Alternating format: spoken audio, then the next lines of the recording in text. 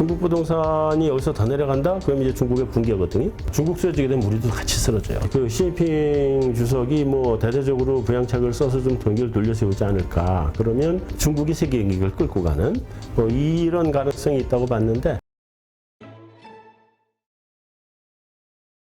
네, 뭐 하여튼 그렇게 보시고 그다음에 이제 중국 경기가 부동산이 다들 무서워서 떨잖아요. 그럼 중국 부동산이 여기서 이제 더 내려가는 건 붕괴예요. 중국의 붕괴. 중국 부동산 바닥이에요, 지금. 그리고 바닥을 돌아서는 모습이 조금씩 있기도 해요. 근데 중국 부동산이 여기서 더 내려간다? 그럼 이제 중국의 붕괴거든요. 근데 지금 최근에 중국의 움직임들을 보면 중국이 부동산 회사들에 대한 그 대체적인 가닥을 잡아가지고 가는 것 같아요. 예를 들면 헝다 이렇게 제일 문제 심한 거. 그거는 회사는 정리. 다음에 현장. 이게 이제 분양받은 사람들이 있는 현장들이잖아요. 그거는 이제 개입해서 끝까지 지어준다. 이런 식으로 가닥이 잡히고 좋은 애들은 지들이 알아서 잘하라고 주면 되고 그다음에 중간 애들은 뭐 적당히 구조조정 시키고 가닥을 잡고 가는 것 같아요. 그리고 일선 도시 쪽부터 조금씩 온기가 생기는 것 같아요.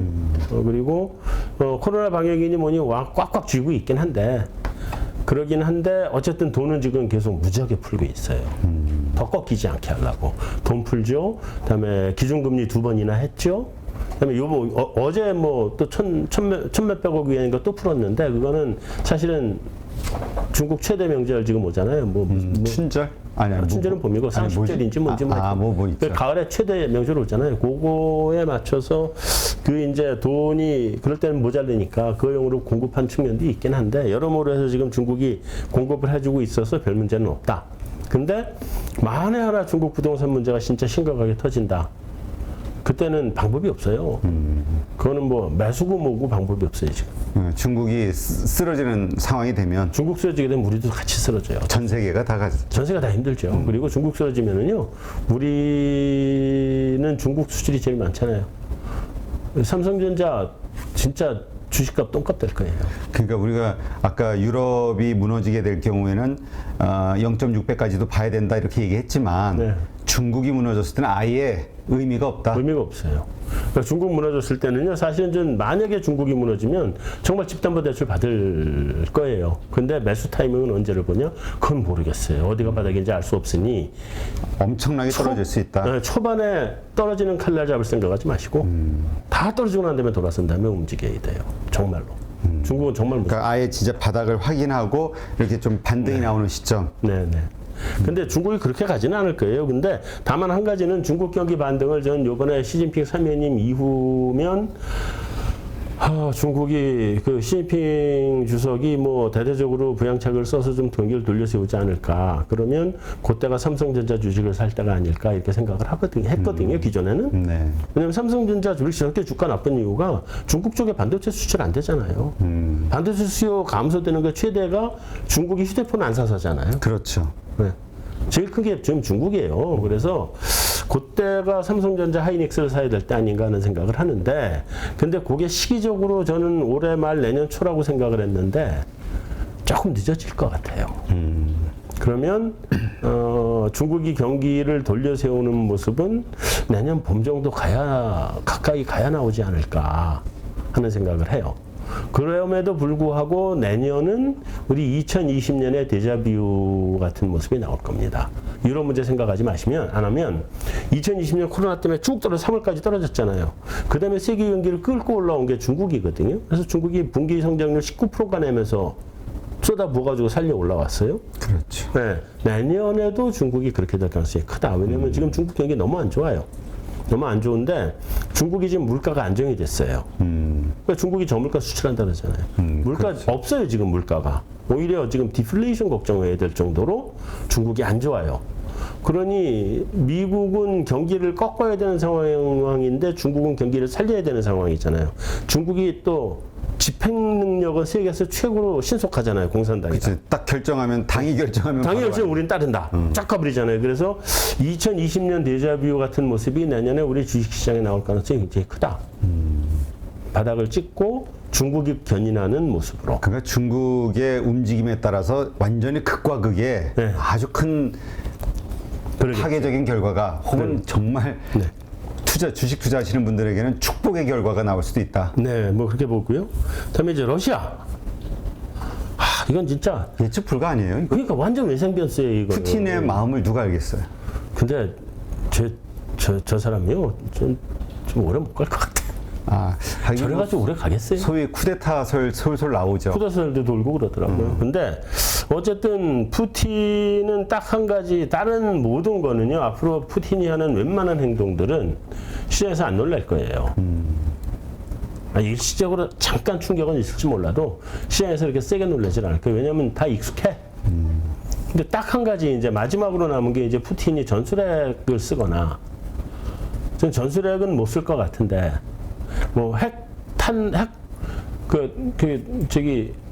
대포를 쏘는 게 전술핵이라며요. 그래요? 네, 그게 전술핵이라대요. 조그맣고 국지적으로 효과 있고. 근데 저는 그거 못 쓸 거라고 봐요. 미국이 경고했고, 너네 전술핵 쓰면 우리 개입한다라고 경고를 했잖아요. 못할 것 같고, 제일 걱정되는 건 자포리지아 원전을 터뜨릴까. 근데 아시다시피 체르노빌이 우크라이나잖아요. 네. 그 사람들이 다 소련으로 알고 있는데 러시아로 알고 있는데 우크라이나란 말이에요. 옛날에 소련 연방 때라서 그렇죠. 그리고 자포리지아나 또 터지면 그 나라 정말 너무 안타까워서 어떻게 해요? 그러니까 지금도 막 얼마나 우리가 TV에서 보니까 그냥 슝슝 뭐 날아다니는 것만 보니까 그렇지 그 밑에 처참한 전쟁이 가져다 주는 그 희생자들 그거 엄청나잖아요. 정말 안타깝잖아요. 그거 안타까워서 어떻게 해요? 근데 푸틴이 저 사람이 보니까 이게 굉장히 너무 무자비해서 할 가능성도 있겠다. 그리고 푸틴이 지금 하는 거 보면 굉장히 교활하게 하더라고요. 저는 이제 요번에 얼마 전에 유엔에 있는 사람한테 얘기를 들었는데, 유엔에 이제 군축 쪽에 있는 사람한테 얘기를 들었어요. 지금까지 전쟁을 하는데도 러시아 내에서 푸틴 지지율이 높았잖아요. 85% 막 이랬잖아요. 그 그렇죠. 이유가 군인들을 선별해서 보냈대요. 이런 대도시에 있는 출신들은 안 보내고 어디 지방 이런 이상한 데 있는 사람들을 골라서 보내서 대도시 사람들은 아무도 자기 아들이 군대 간 사람이 없는 거예요. 그러니까 여론은 여기서 조성하잖아요. 그렇죠. 모여 있는 데서 도시에서. 그렇죠. 그러니까 여기서 지지율이 높은 게 굉장히 영악했던 거예요. 그리고 이번에도 뭐 동원령 내려놨는데 30만 명 뭐 뻘린 사람들 도망가고 막 이러는 거 별로 안 잡잖아요. 그거 잡아서 강제로 끌고 오면 여론이 안 좋아지거든. 놔두고. 그러면서 제가 보기에는 이번에도 또 어디 뭐 범죄자 갖다 쓴다는 얘기는 한 번 있었고, 뭐 지방 이런 데서 중심으로 동원을 해가지고 뭐 상대적으로는 덜하게 하지 않겠나. 그리고 뭐 러시아 사람들은 뭐 똑같은 거예요. 그 전까지는 이게 전쟁, 동원령은 이제 전쟁이잖아요. 그게 특수 군사 작전이었고. 근데 그 전까지는 똑같은 게 맥도날드 나갔어? 소련에 누가 인수해가지고 맥도날드 비슷한 거 만들어 공급하고. 그다음에 그 커피 스타벅스 나가니까 또 다른 놈이 인수해서 비슷한 거 공급하고. 그러니까 소련 사람 입장에서는 생활도 별 차이도 없고. 그리고 이번에 없는 뭐 거예요. 에너지 팔아가지고 돈 억수로 현금 모았다며요. 또. 네. 돈도 벌었고. 그래서 그런 면에서는 여태까지는 잘 해왔는데 이제부터 전쟁으로 들어가는 순간 국민들의 반발이 올 거거든요. 그래서 뉴스 나오기 전에 벌써 그 도시, 아주 뭐 큰 도시도 아닌 웬만한 도시에서 시위하는 장면이 담긴 동영상을 제 텔레그램으로 다 받아서 봤거든요. 뉴스 나오기 전에 봤어요. 시위가 하거든요. 그래서 저거를 억지로 저 지지율 떨어지는 걸 감내하면서 할 수 있을까 하는 부분이 사실은 뭐 좀 전쟁을 가긴 힘들 것 같다. 그리고 이번에 뭐 가스값 떨어지기 시작하니까 빵꾸 내잖아요. 이게 자기 가스 공급량은 줄여놨고 가격 오른 거로 여태까지 돈 벌었는데 가격 떨어지면 망하는 거잖아요. 그러니까 그렇죠. 가격 올리려고 그런 거 아닌가 싶거든. 근데 그런 류의 행동들을 한다 그러면 자포리지아 원전 잡아뜨리는 거는 가능한 얘기죠. 그렇죠. 이제까지 뭐 예상을 다 깨고 네. 행동을 했었으니까 네. 그런 게 됐을 때는 또 추가 그 변수. 그러니까 이게 이제 전쟁이 러시아하고 우크라이나 사이의 전쟁이면 괜찮은데 미국하고. 이게 서방 세계하고 확전이 될까봐 걱정인 거죠. 나토가 개입한다든지 이러면 그러면 이제 또 그때 바닥이 어딘지 몰라요. 정말 그때는 집단보 대출을 받을 수 있는지 없는지조차 모르겠어. 근데 정말 이런 두 가지 상황이 만약에 딱 그럼 초기에라도 일단 터지는 날 딱 일단 가지고 있는 거 다 매도를 해야 되는, 던져야 되는 상황이네. 전쟁 나면 던져야죠. 그리고 그냥 꼭 참고 있다가 마지막 바닥 짚고 반등하는 시점을 확인하고 사야 된다. 그럴 수밖에 없죠. 그래서 제가 보는 지금 우리가 그 예상할 수 있는 변수는 그게 세 가지 정도다. 유럽 붕괴, 중국 경기, 그다음에 러시아 그 우크라이나 전쟁의 확전. 그러니까 서방 세계가 뛰어들어가는 거. 근데 그런 일은 벌어지지 않는다고 보면 대비는 하시되. 그 정도고 금리 경로나 이런 것들은 제가 다 말씀을 드렸고, 그다음에 이 모든 것의 원인은 파월이다. 파월이다. 파월의 무능함. 파월은 전 무능함이라고 봐요. 근데 옐런 장관이 네. 전 그 의장으로서 전 의장이죠. 알 거 아니에요, 모든 상황을. 뭐 미국에서도 지금 보니까 파월에 대한 비판이 계속 나오긴 하던데 네. 이러면 뭔가 이렇게 어드바이스, 좋은 말로 어드바이스 혹은 압력을 가해서 뭔가 스탠스를 바꾸게 할 가능성은 없나요? 옐런도 똑같이 무능한 거 아니에요? 전 그래서 옐런 얘기를 제껴놓은 건데. 아, 그래요? 네. 그러니까 작년에 그 둘이서 고압 경제 떠드는 게 사실은 트리플 버블의 제일 큰 원인이다라고 저는 얘기한 건데. 사실은 정치적 이유가 거기 있었겠죠. 네, 고압 경제를 떠든 게 옐런이잖아요. 하이 프레셔 이코노미가 돈을 이빨 부어서 경제 압력을 높여가지고 경기를 살려가지고 가야 된다 하는 게 고압 경제인데, 그게 뭐냐면 그게 현대 통화 이론의 핵심이거든요. 그렇죠. MMT. 네, 핵심이거든요. 그래서 옐런이 그때 파월을 계속 그 부축해서, 사실은 전 파월이 이제 처음에 뽑힐 때, 옐런 이제 의장이 될 때, 그때 경합을 누구랑 했냐면 우리들이 다 이름을 들어서 하는 테일러 준칙의 테일러와 경합을 했죠. 테일러도 후보 들어가 있었어요. 또 다른 사람도 있었어요. 부의장. 그렇죠. 그 사람이 가장 뉴스에는 많이 나왔었죠. 이 부의장이 얘기가 가장 많이 나왔고, 테일러도 후보에 들어갔고, 이런 사람들이 후보였었어요. 근데 파월이 됐어요. 왜 파월이 됐냐? 그때 파월을 트럼프가 시킨 거는 말 잘 듣잖아요. 그렇죠.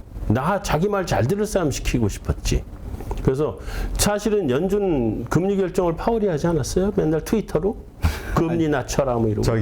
저 트럼프. 네, 트럼프가 트위터로 했잖아요. 그러니까 트럼프가 자기 말 잘 들을 사람, 그런 사람을 데려다 놨는데 말 잘 듣는 사람이 연준 의장을 어떻게 해요? 그렇죠.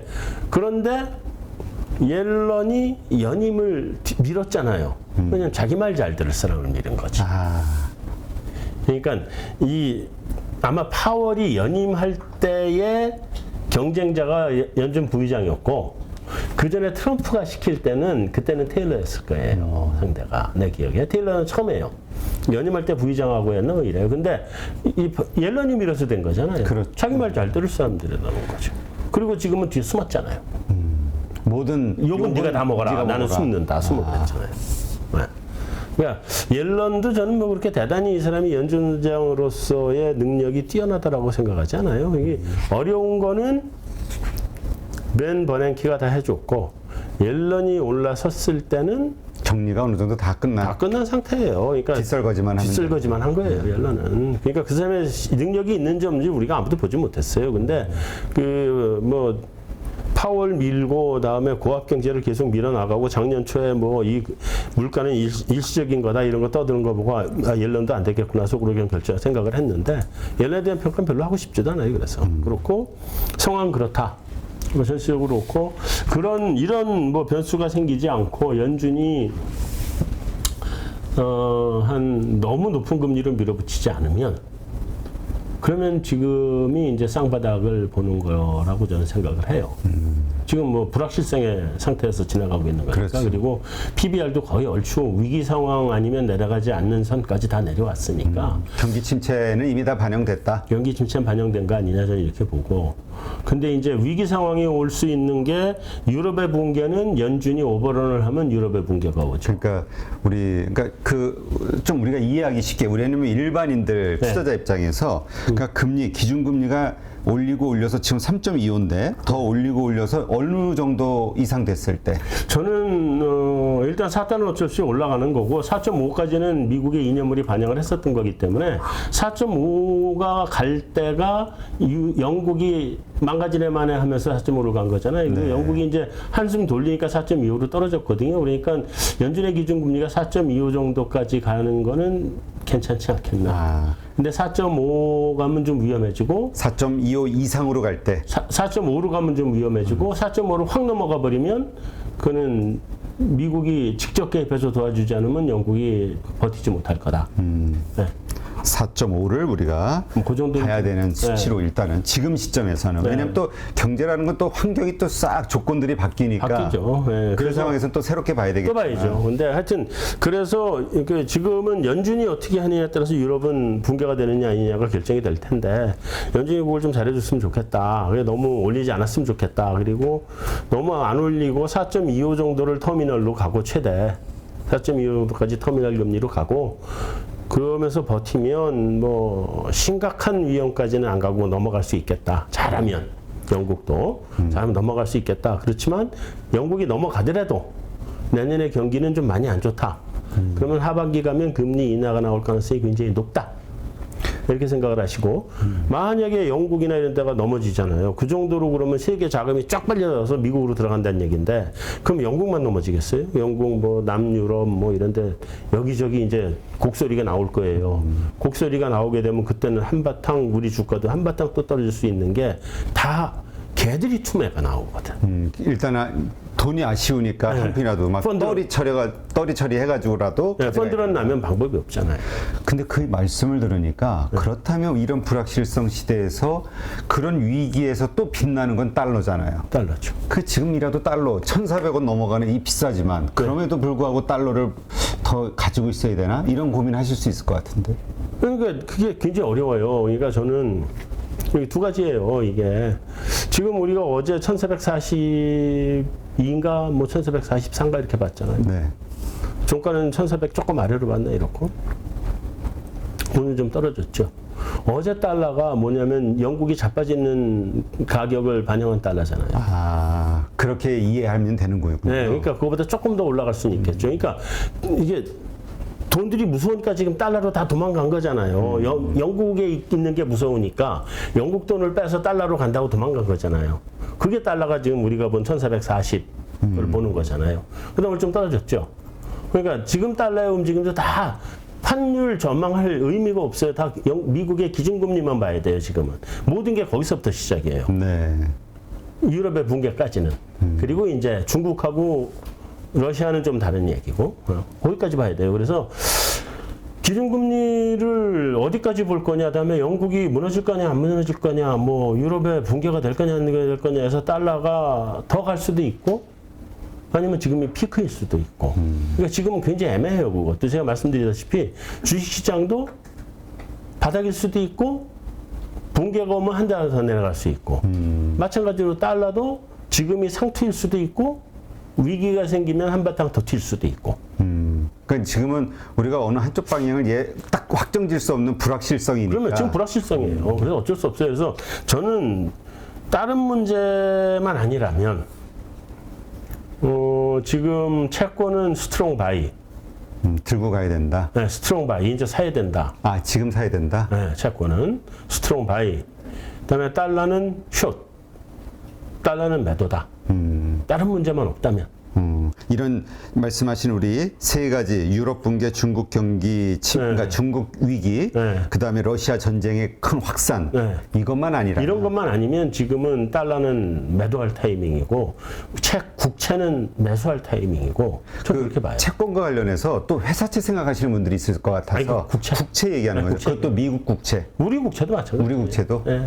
지금도 이제 사들어가야 될 때로 봐요. 그것만 아니면 왜냐하면 2년물 4.5고 미년물이 4.5를 갈 때 10년물이 4%를 갔었어요 어제. 네. 그러다 지금 또 3.7로 떨어졌잖아요. 4%면 사야죠. 그렇죠. 10년물. 지금 경기 침체 온다 그러는데 4%그 국채가 10년물이 4%면 미국 경제 성장률이 4%라는 얘기인데 말이 돼요? 경기 이제 나빠지기 시작하면 저거 떨어집니다 밑으로.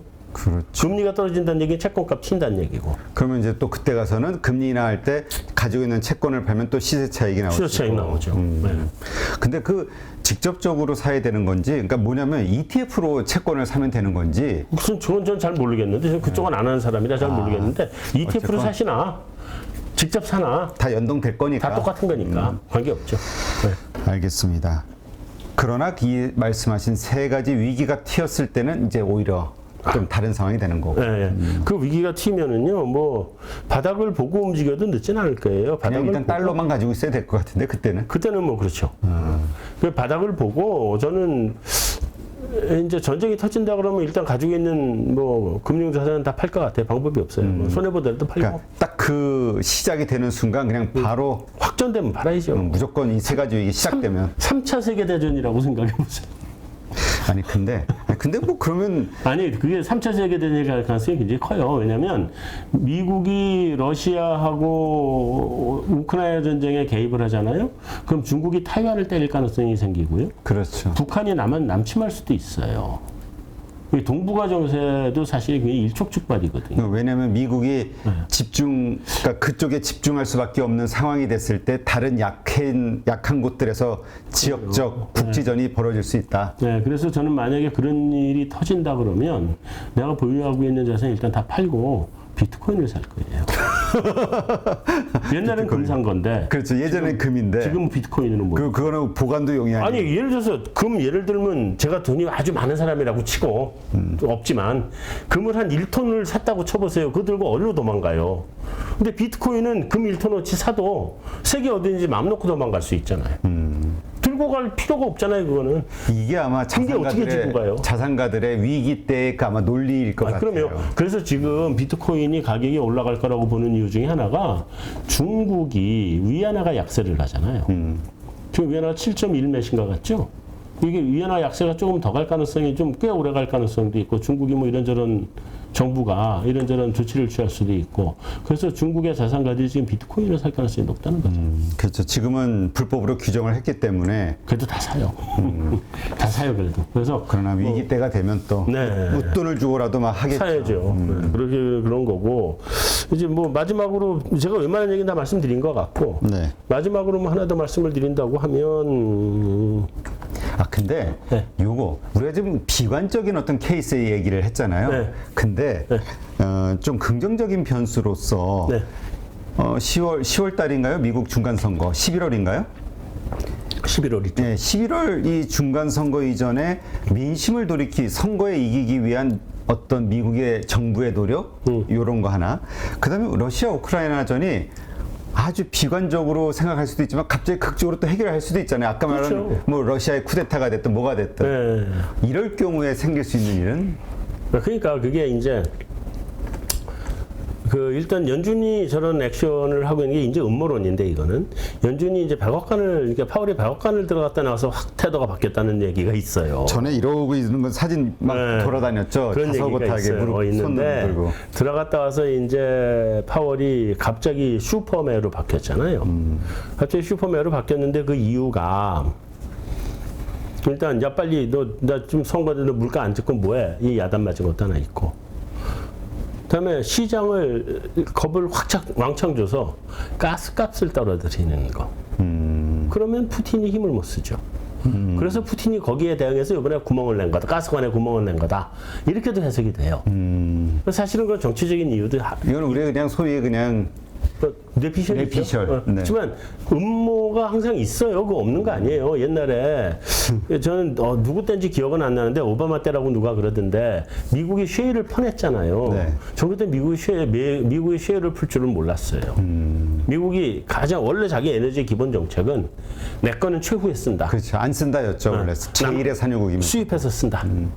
그게 미국의 원래 정책이거든요. 그래서 쉐일을 풀 거라고 생각을 못 했는데 미국이 쉐일을 딱 풀면서 그게 사우디하고 서로 입장이 맞아떨어진 게 미국은 쉐일을 퍼서 가스값 유가를 낮춰서 러시아를 맛을 보내고 사우디는 유가가 떨어지면서 신재생 에너지가 맛이 가는 거고 그래서 유가가 그 메인 에너지로서 더 오래 쓰는 거고 이 둘이 이해관계가 맞아떨어져서 유가를 떨어뜨렸어야 됐거든요.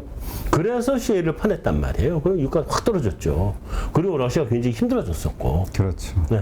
그런 거라서 그런 또 음모론이 전혀 없는 거, 안 맞는 거는 아니에요. 그 정치 경제학적인 것들이 따라 들어가거든요. 그렇죠. 그래서 그런 측면에서 보시고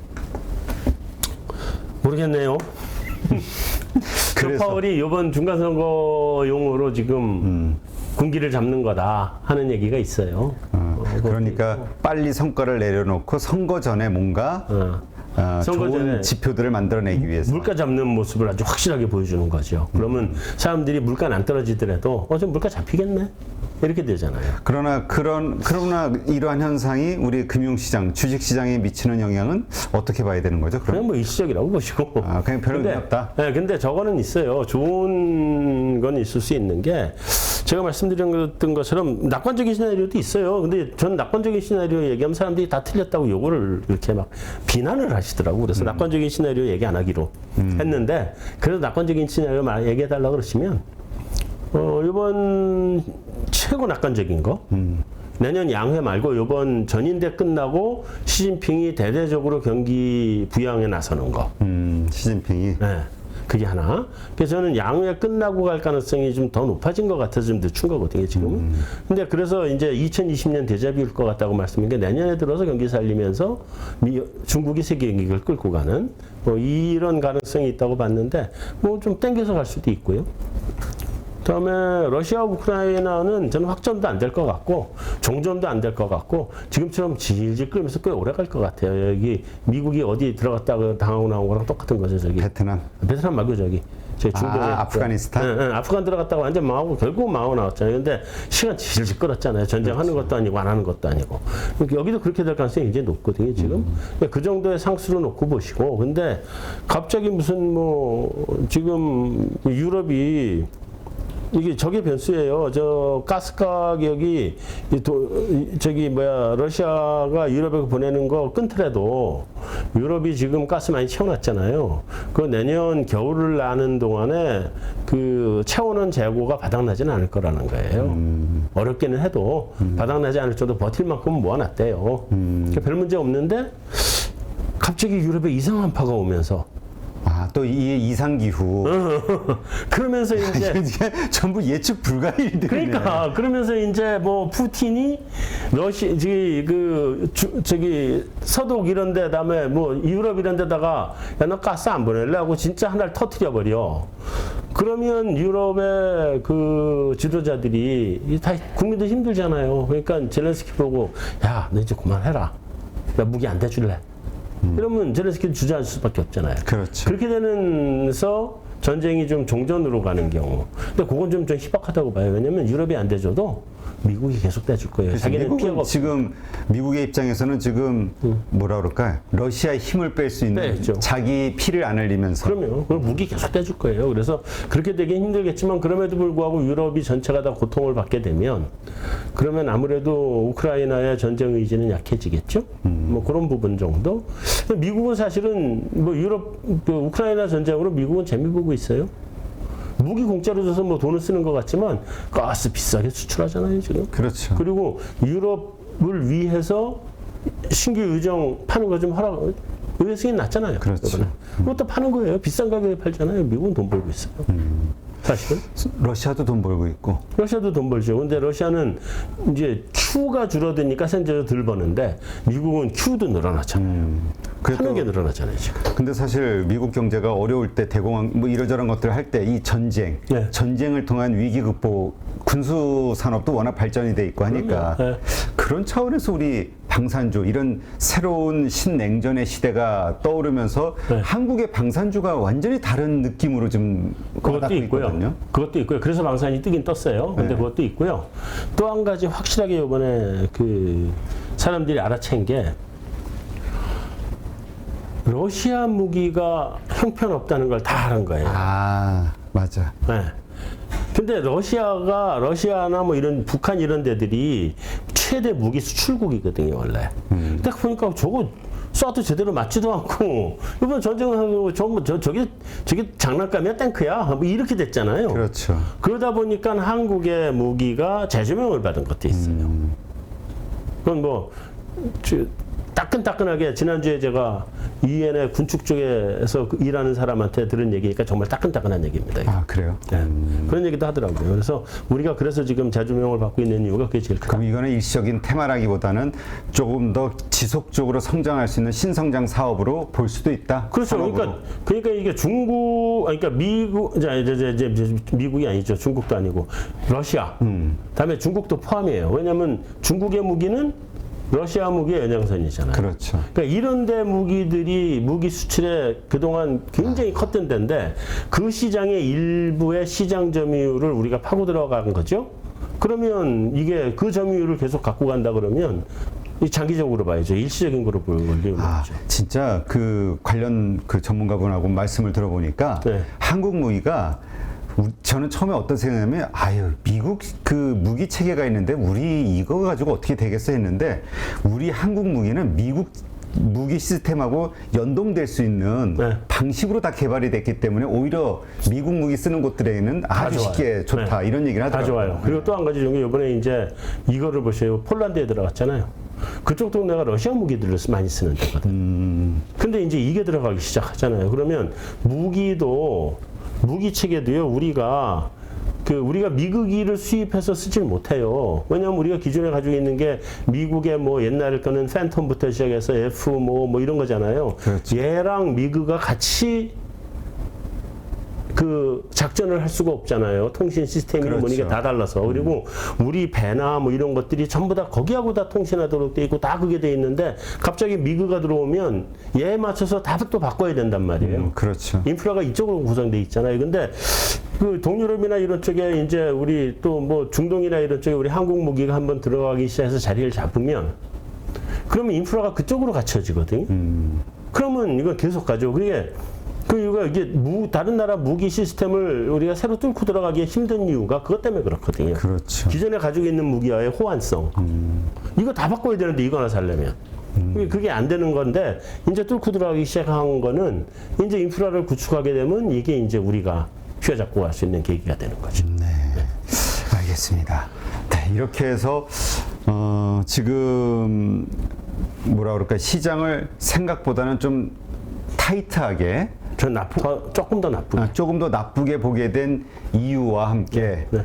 그보다 더 나빠질 수 있는 변수들에 대한 그리고 우리의 대응에 대해서 거시적인 지표를 바탕으로 해서 이제 오늘 말씀을 들었는데 아마 우리 이 방송을 보시는 우리 가족분들도 아마 많은 것을 좀 생각하지 않으실까 생각이 됩니다. 이런 일들이 없어야 되겠으나 그러나 만에 하나라도 이런 어떤 위기 사항들이 발생했을 때는 어떻게 대처할 것인가 미리 대응 시나리오로서 한번 검토해 보시는 것도 좋겠다 생각이 드네요. 그렇죠. 누구나 1시간 안에 200개 종목에서 좋은 종목을 고를 수 있는 그런 능력을 배양할 수 있도록 제가 도와드리려고 그렇게 하고 있습니다.